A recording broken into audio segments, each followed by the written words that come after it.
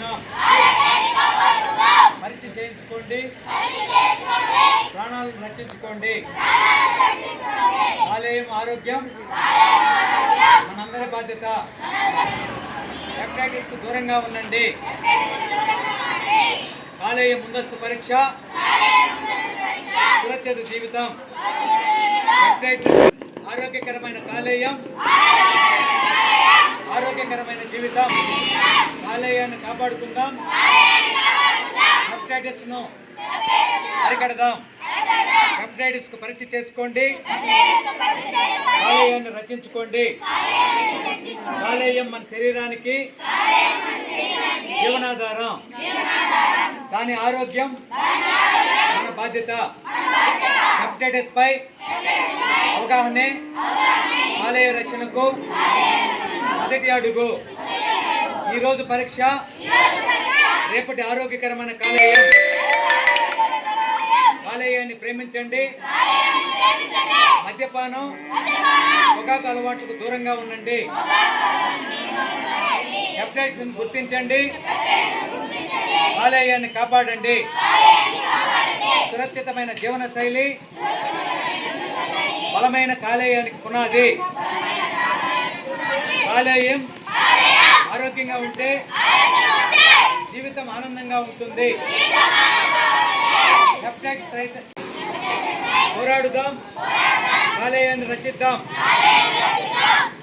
ఆరోగ్యకరమైన కాలేయం అవగాహన పెంచుదాం, హెపటైటిస్ ని జయిద్దాం. కాలేయం మానవ శరీరంలో అంతర్గతంగా ఉన్నటువంటి పెద్ద అవయవం. అది hepatitis A, hepatitis B, hepatitis C, hepatitis D. అలాంటి వైరస్ మన శరీరంలోకి రావడానికి కారణాలు అశుభ్రంగా ఉండడం, పరిశుభ్రంగా లేకపోవడం, అపరిశుభ్ర ఆహారం తినడం, అపరిశుభ్రమైనటువంటి నీరును తాగడం, మనము మల విసర్జన, మూత్ర విసర్జన బహిరంగ ప్రదేశాల్లో చేయడం, అదేవిధంగా సిగరెట్లు, బీడీలు తాగడం, విపరీతంగా మందు తాగడం, ఇవన్నీ కూడా కాలేయానికి ప్రమాదాన్ని కలిగిస్తాయి. అదేవిధంగా డాక్టర్ సలహా లేకుండా విపరీతమైనటువంటి వివిధ రకాల మందులు తీసుకోవడం, మాత్రలు తీసుకోవడం, ఇంజక్షన్లు వేయించుకోవడం, ఇవన్నీ కూడా కాలేయానికి ప్రమాదకరం. కాబట్టి ఈ విషయాలన్నీ కూడా ప్రజలందరూ గుర్తించుకుని మంచి ఆహారాన్ని తీసుకుని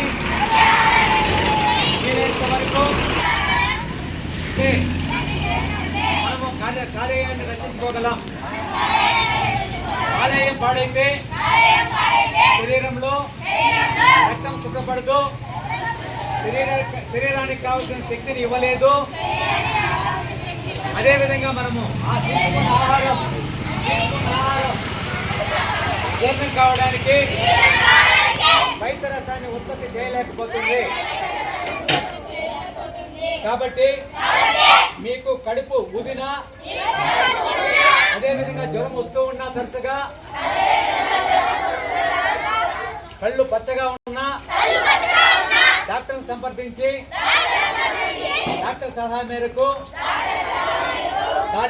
కాలేయం సంబంధించి ఏదైనా ప్రమాదం ఉంటే గుర్తించి తగు చర్యలు తీసుకోవాల్సిందిగా అందరినీ కోరుకుంటూ